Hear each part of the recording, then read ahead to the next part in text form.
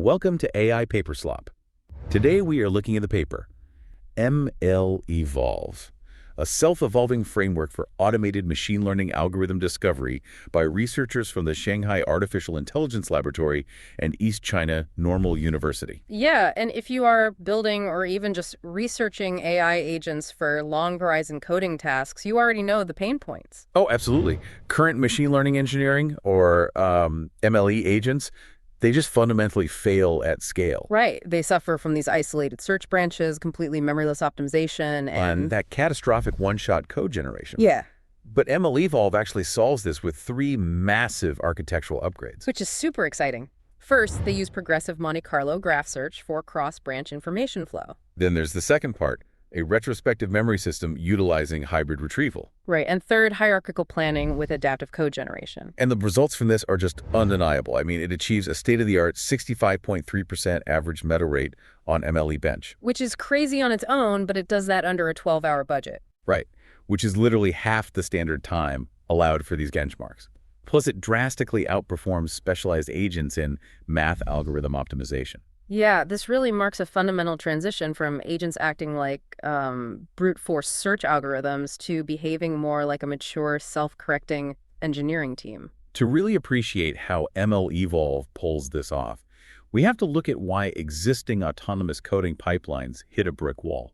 Right, because when you deploy traditional agents like frameworks like AID or ML Master, they almost universally rely on greedy search or standard Monte Carlo tree search. Which, MCTS is great for games like Go. Oh, totally. But when applied to end-to-end machine learning pipelines, it immediately introduces three crippling bottlenecks. Right, the first being branch isolation. Exactly. The very nature of a tree structure traps information. Because if your agent is exploring, say, candidate solution A down one branch and candidate solution B down another. But those branches act as completely isolated silos. Yeah, so if branch A discovers a highly effective feature engineering trick for a tabular data set, but branch B is struggling to optimize a neural network. Branch B has absolutely no mechanism to access or borrow those insights from branch A. The knowledge is generated, but it's just completely trapped in its own lineage. Which leads directly into the second bottleneck, which is memoryless search. Right.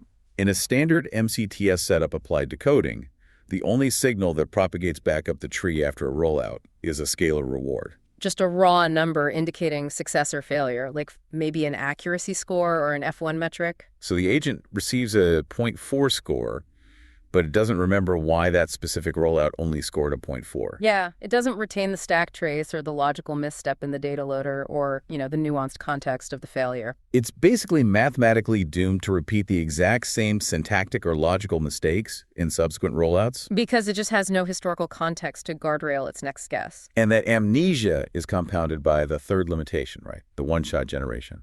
Oh yeah, most existing agents lack hierarchical control over the codebase.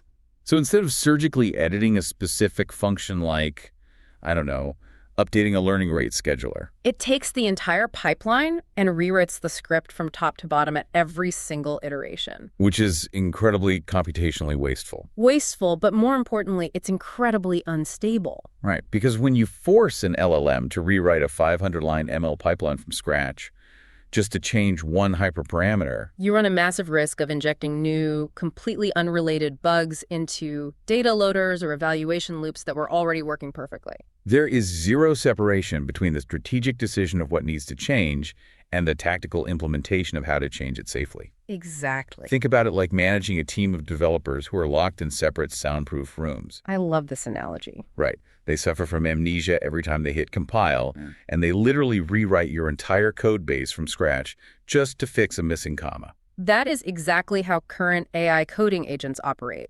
So to solve that initial soundproof room problem where knowledge is trapped, the researchers basically tore down the walls entirely. Yeah, they upgraded the fundamental search architecture from a rigid tree to a dynamic graph. Introducing what they call Progressive Monte Carlo Graph Search, or MCGS. And doing this requires splitting the graph edges into two distinct types, primary edges and reference edges. Okay, so primary edges are your standard parent-child relationships, right? Yeah, they preserve the actual generative order of the code, But the reference edges are these auxiliary pathways layered over the graph. Designed strictly for information sharing across different nodes. Exactly. Completely bypassing the generative hierarchy. So decoupling the flow of information from the generative lineage gives a massive structural advantage. Huge.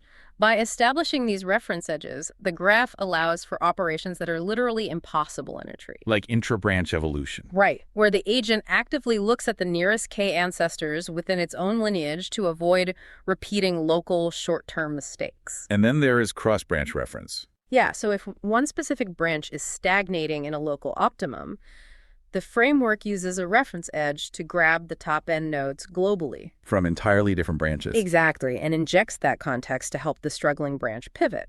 And the most aggressive operation here is multi-branch aggregation. Oh, this one is wild. If the global search is plateauing, the agent can fuse trajectories from completely separate branches. Like taking the data augmentation strategy from branch A and the architecture from branch B. Yeah, and it spawns a brand new root node to start a fresh lineage. Okay, wait, let me push back on the architecture of those reference edges for a second. Sure. If information, prompts, and code snippets are flowing everywhere across these reference edges, doesn't that completely corrupt the reward credit assignment during backpropagation? That is a very valid concern. Because if a node succeeds because it borrowed a brilliant idea from a totally different branch across the graph, how does the math know which parent node to actually reward? So the researchers anticipated that exact mathematical collision. The backpropagation step is strictly tethered to the primary edges. Oh, okay. Yeah. The reward signal, so the updates to the node's visit count and its cumulative value, propagates only up the primary generative path. So the reference edges are purely for the forward path. Exactly. Just facilitating the flow of knowledge and prompts to the LLM. Wow. So you get the best of both worlds. The strict mathematical soundness of a tree search, but the free-flowing context of a fully connected graph. It's a very elegant way to protect the math while maximizing the context. But navigating a massive graph of ML pipelines over a 12-hour budget, I mean, that requires serious resource management. Well, for sure. They control how the agent explores this graph using an entropy-inspired schedule. Governed by a weight parameter, right? WOT. Yeah, which decays over time. Think of WT like a team's behavior during a 12-hour hackathon. Yes. In the first few hours, entropy is high. You're brainstorming wildly, exploring weird ideas, mapping out possibilities. But as the deadline approaches and WT decays, you stop experimenting. You pivot to what the paper calls elite-guided exploitation. Which is just a fancy way of saying you take your absolute best idea and polish it until time runs out. That hackathon analogy really clarifies the mathematical shift. It really does. Because early in the budget, when WT is high, the system relies on standard UCT upper confidence bound applied to trees. And UCT mathematically forces the agent to explore unvisited or highly uncertain nodes. Right, ensuring it maps the broad landscape. But as that clock runs down, WT decays, and the system probabilistically shifts away from UCT. It stops traversing the local topology entirely. Yeah, it starts heavily sampling directly from the top K globally ranked nodes, weighted by their inverse rank. So it's this soft probabilistic switch that continually lowers the empirical branch selection entropy. Squeezing out those final few points of accuracy on the most promising architectures right before the buzzer. Okay, so the dynamic graph handles the agent's ability to share context across its current state. Right. But over that 12-hour run, how does it actually remember its past? Well, this brings us to the Retrospective Memory module. They split this memory into two parts. First being a static knowledge base, containing domain priors for cold starts. Yeah, this is essentially curated knowledge about common ML tasks to prevent the agent from making, beginner mistakes in hour one. But the real engine is the dynamic global experience database. Definitely. This continuously stores past plans, code snippets, evaluation metrics, and deep analysis of the agent's own trajectories. And to find relevant past experiences without hallucinating, they built a hybrid retrieval mechanism. Which is crucial because they don't just rely on standard vector search. Right. They combine lexical keyword matching using BM25 with dense vector-based semantic search using Phasos. Specifically using the BGE base on v1.5 embedding model. And then they fuse those two signals together via reciprocal rank fusion, or RRF. Yeah. If you're building retrieval augmented generation systems for code, you know exactly why relying solely on dense semantic embeddings is dangerous. Semantic search understands concepts, But it often completely fails at syntax. Exactly. It might retrieve a chunk of code using numpy ... when you actually needed numpy.matml because the embedding model maps them to the same conceptual space. But BM25, on the other hand, is a sparse lexical retriever. Right. It looks for exact string matches, specific variable names, unique library imports, or specific error codes in a stack trace. So by using reciprocal rank fusion, the algorithm recalculates the rankings to blend the exact lexical matches of BM25 with the conceptual semantic matches of faces. Which guarantees the agent retrieves historical context that is both conceptually relevant and syntactically precise. This is brilliant. And what makes this truly practical is that the retrieval is stage-aware. Yeah, it doesn't just dump a massive context window of history into the prompt. During the planning stage, the agent uses its current free text plan as the query to find similar past trajectories. Because it wants to know if a similar high-level strategy worked, say, 3 hours ago. But during debugging, it shifts gears entirely. It uses the specific stack trace or error log as the query to retrieve past fixes. It's essentially building an automatic, project-specific engineering wiki and a localized Stack Overflow instance on the fly as it works. I love that. It encounters a PyTorch tensor mismatch in hour 2, figures out the permutation fix. And when it hits a similar tensor mismatch in hour 10, it just queries its own internal Stack Overflow to grab the exact code snippet. Because this dynamic global experience database is constantly updating with every rollout, the agent basically accumulates cognitive momentum. Yeah, the longer you let it run on a specific Kaggle competition or a proprietary dataset, the objectively smarter and more dataset aware it becomes. It stops relying on the base's LM's pre-training and starts relying on its own empirical discoveries. Exactly. So we have the strategy from the MCGS graph and perfect historical context from the retrospective memory system. Now the agent actually has to write the code. Right. To solve that destructive one-shot generation problem we talked about earlier, MLEvolve introduces hierarchical planning and adaptive code generation. They decouple the engineering process into 3 distinct layers. First, the planner, which figures out the strategic why. Second, the detailed plan, which dictates the what. And finally, the coder, which handles the how. And this coder operates in 3 different modes depending on the state of the search. Right. Mode 1 is base mode. This is a standard full rewrite, mostly used at the very beginning to establish the boilerplate pipeline. Then mode 2 is stepwise mode, which generates code module by module, ideal for complex architectural changes. And mode 3 is diff mode, which outputs strict patch-based edits for minor tweaks and bug fixes. Exactly. But practically speaking, what does switching to diff mode actually save us? I mean, is it just a token-saving trick to keep API costs down, or does it fundamentally speed up the execution loop? Oh, it's way more than tokens. I mean, it definitely saves you thousands of tokens on every iteration. But the real bottleneck in automated machine learning isn't token generation, it's execution time. Right. If your agent is forced to rewrite the entire script, it often has to reinstantiate data loaders, re-download datasets, or rerun expensive pre-processing steps just to test a new learning rate. That is so true. So by constraining the LLM to output a precise, unified diff patch, you only execute the updated module. Furthermore, it dramatically lowers the probability of catastrophic forgetting. Because the LLM can't accidentally delete your data augmentation pipeline if it's strictly constrained to patching just the evaluation metric. Precisely. And the paper highlights a fantastic, highly specific example of this surgical precision on the APTOS 2019 blindness detection task. Oh, this was a great example. The agent was initially using a pure vision transformer, specifically Dion V3. But over the course of its rollouts, it realized that pure VITs process images in rigid 16 by 16 patches. And for this specific medical data set, that patching mechanism was actively diluting the microscopic retinal lesions it needed to detect. Right. The pure VIT lacked the local inductive biases necessary for pixel-level medical anomalies. Identifying that a pure vision transformer is plateauing because it lacks local inductive biases. And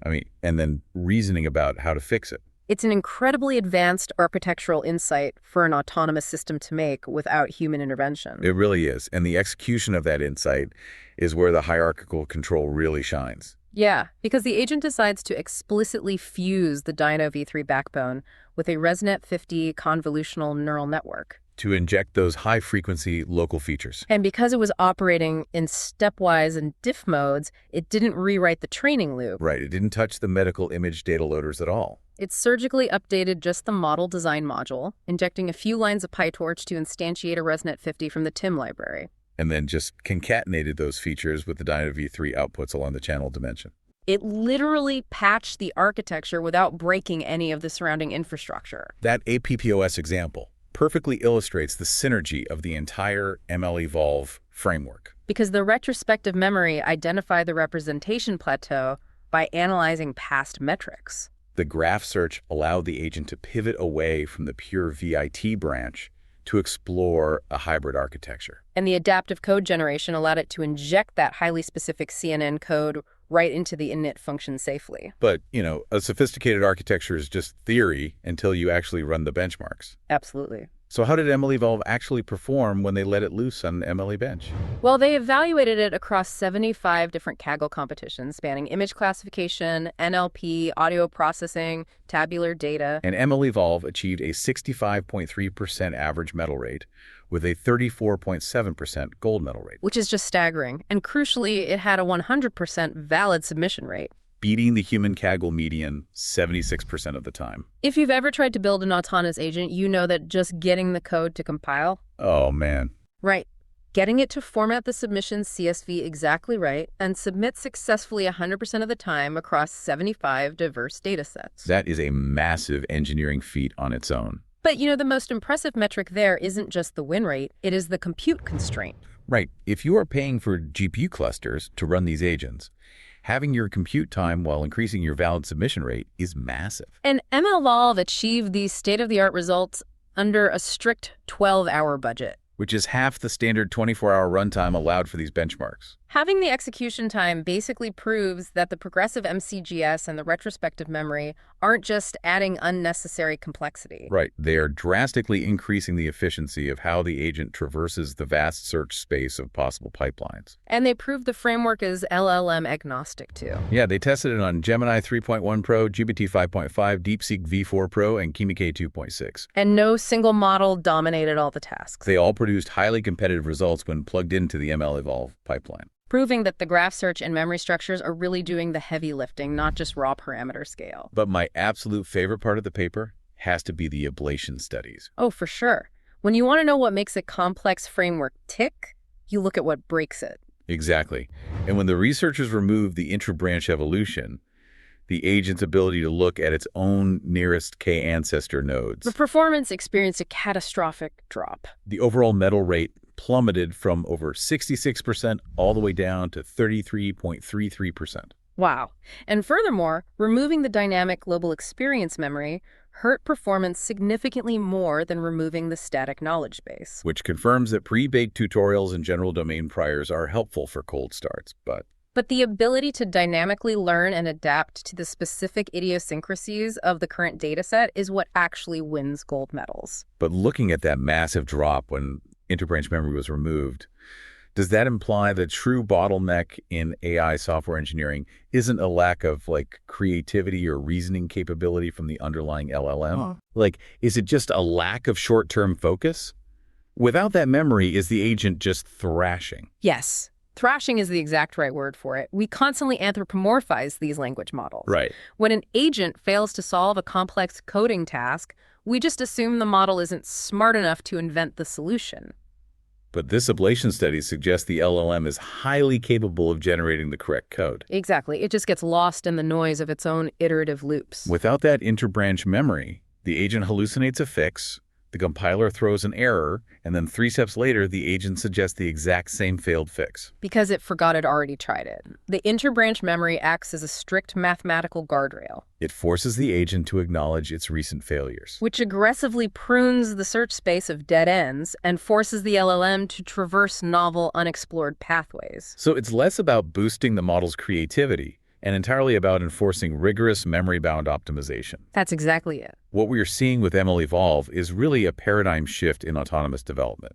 We are moving away from treating AI like a junior coder who blindly guesses solutions, throws them at the compiler, and starts over from scratch when it fails. MLEvolve forces the AI to function like a mature, self-correcting engineering team. It shares notes across separate branches. It builds a localized, highly accurate wiki of its own mistakes. And it makes targeted surgical pull requests instead of rewriting the entire repo. And it executes this entire lifecycle completely autonomously. Right. It plans the strategy, it retrieves the necessary context, it generates the specific patches, and it evolves the architecture based on empirical feedback. Which leaves us with a final, slightly provocative thought to ponder. Let's hear it. If frameworks like MLEvolve can now autonomously traverse the entire process of discovering, building, and optimizing novel ML architectures. Like realizing a vision transformer needs a CNN backbone, implementing it flawlessly, debugging the tensor shapes. Exactly, submitting the results perfectly.